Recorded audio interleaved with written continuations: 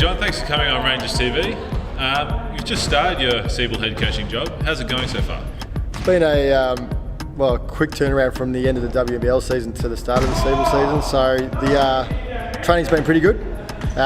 Been intense. Obviously, the short interlude to the season's just made it difficult to get stuff in place, but can't complain with where we're at. I'm pretty happy with how the girls have sort of taken everything on so far.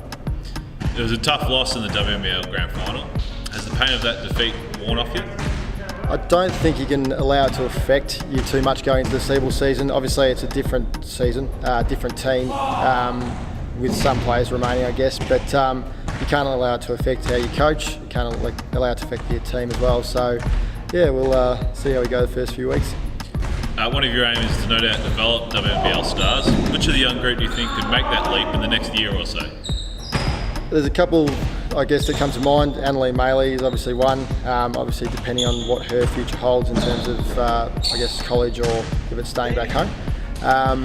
The other ones are obviously some of the younger stars like Amy Baum, who could get a look in at some point as a development player. And then obviously our development girls who are in our under-18 group at the moment, Izzy Anstey, Isa Slopes, LT Power and Maddie Cooley, pretty well on track, so yeah.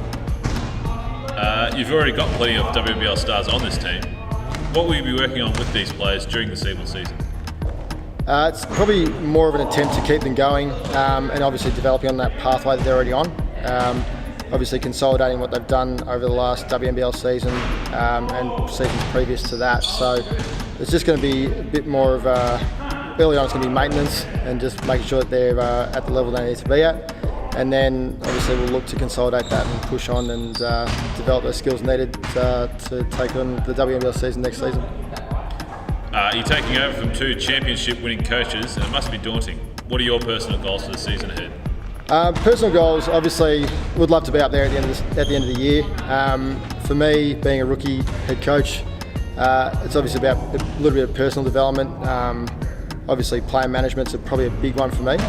Not having to, I guess, manage the players as a head coach. There's going to be a lot of learning in that regard, but yeah, I guess that's probably the biggest thing for me, and obviously learning from those around me. So, yeah. The Kilsyth Cobras have bolstered their roster, and Sydney Uni also have their own Siebel team now.